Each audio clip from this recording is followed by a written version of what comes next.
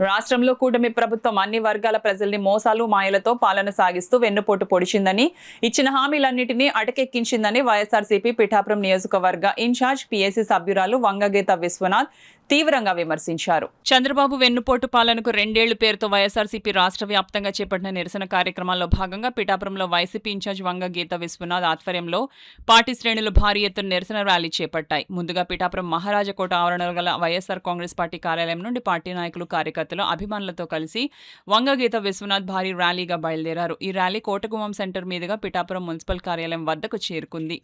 అక్కడ దివంగత నేత వైఎస్ రాజశేఖర రెడ్డి విగ్రహానికి Vanga Geetha Vishwanath, ZP chairman Vipparthi Venugopal, SEC సభ్యులు గండేపల్లి బాబీ, పట్టణ అధ్యక్షుడు రావుల మాధవరావు చేతుల మీదుగా పూలమాలలు వేసి ఘనంగా నివాళులర్పించారు.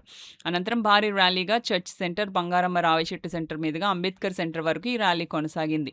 దారి పొడవునా కూటమి ప్రభుత్వానికి వ్యతిరేకంగా నినాదాలు చేశారు. 2 ఏళ్లలో రాష్ట్ర ప్రజలు అధోగతి పాలయ్యారని కూటమి ప్రభుత్వంపై మండిపడ్డారు. అనంతరం వంగగీత విశ్వనాథ్ మీడియాతో మాట్లాడారు. 100 కోట్లతో శాంక్షన్ అయిన ఉప్పాడ రైల్వే గేట్ ఫ్లైఓవర్ 100 కోట్లు శాంక్షన్ అవ్వడం జరిగింది. కేంద్ర ప్రభుత్వం నుంచి 60 కోట్లు, జగన్మోహన్ రెడ్డి గారు 40 కోట్లు శాంక్షన్ చేస్తే ఇప్పటికి ఒక్క అడుగు కూడా పడలేదు. ఇదే అభివృద్ధి అంటే. అంతేకాదు, Indian institute of foreign trade IIFT భారతదేశంలోనే 3వ స్థానాన్ని పిఠాపురం నియోజకవర్గానికి తీసుకొస్తే గత ప్రభుత్వంలో, అంతకు ముందున్న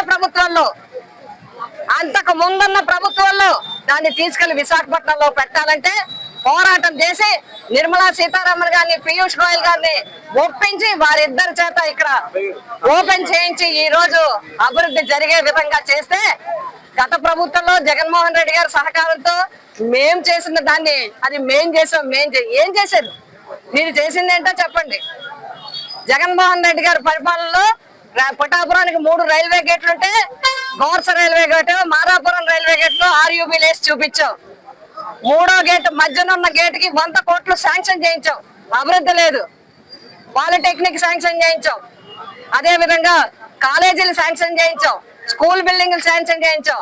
Indian institute of foreign trade తీసుకొచ్చాం. మీరేం తెచ్చారు?